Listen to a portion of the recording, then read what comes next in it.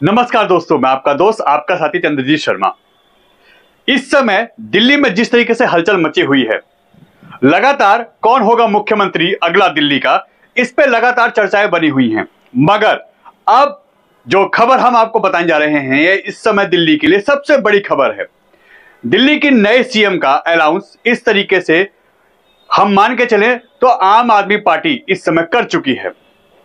क्यों? क्योंकि उसके विधायक दल ने इस समय अपना दिल्ली का मुख्यमंत्री का रूप का जो चेहरा है वो चुन लिया है और अब उसके नाम पे मोहर भी लग गई है।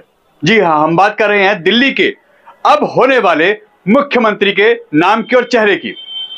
इस समय की सबसे बड़ी अपडेट यह है कि इस समय अतिशी, जिसको विधायक दल का नेता चुना गया है और उनके नाम पे दिल्ली का सीएम होने का जो एक अनाउंस करना था, वो अब ऐलान हो चुका है। यानी दिल्ली के सीएम अगली जो होने वाली हैं वो है अतिशी। और अतिशी का नाम आना कोई नई बात नहीं है, क्योंकि इस समय देखा जा रहा था कि आखिर वो कौन होगा जो अरविंद केजरीवाल का जो एजेंडा है या आम आदमी पार्टी का जो एजेंडा है वो चलाएगा। क्योंकि अगले 2-3 महीने ही दिल्ली के लिए बचे हैं। इस सीएम के लिए जो भी समय बनता, उसके लिए बहुत बड़ी चुनौती थी कि दिल्ली में जो काम होने हैं वो भी करके दिखाए और इलेक्शन में उसके नाम पे कोई भी ऐसे आरोप ना लगे जिसको लेके आम आदमी पार्टी या अरविंद केजरीवाल पे उंगली उठे।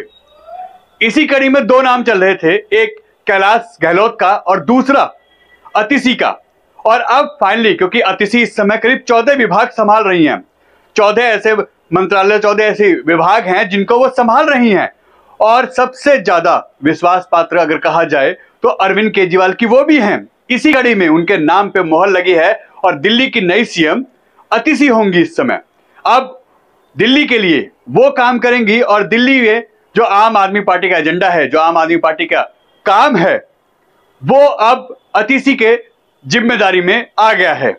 इस समय की सबसे बड़ी अपडेट यही है कि इस समय दिल्ली की जो सीएम का नाम अनाउंस हुआ है वो अतिशी का हुआ है और उनको विधायक दल का नेता चुन के दिल्ली के सीएम के रूप में इस समय उनके नाम पे मोहर लग चुकी है। अभी कुछ ही देर में इसकी औपचारिक घोषणा भी कर दी जाएगी और आज शाम करीब 4-4:30 बजे दिल्ली के गवर्नर से अरविंद केजरीवाल जाएंगे मिलने, अपना इस्तीफा देंगे और नए नाम का अनाउंस भी उसी समय एलजी के सामने करेंगे कि हमने इस व्यक्ति को या इस इंसान को दिल्ली के सीएम के रूप में चुना है और हमारे विधायक दल की सबका निर्णय यही निकल के आया है।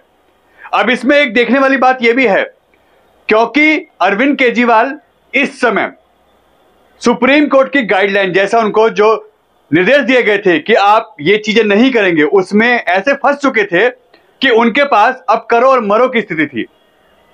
उनके पास ये ऑप्शन ही नहीं था कि वो अब दिल्ली का सीएम रह सकें। इसी कारण उनको अपने पद से इस्तीफा देना पड़ा, क्योंकि वो ना किसी फाइल पे साइन कर सकते थे, ना किसी दफ्तर जा सकते थे, ना कोई मीटिंग बुला सकते थे और ना ही कोई निर्णय ले सकते थे।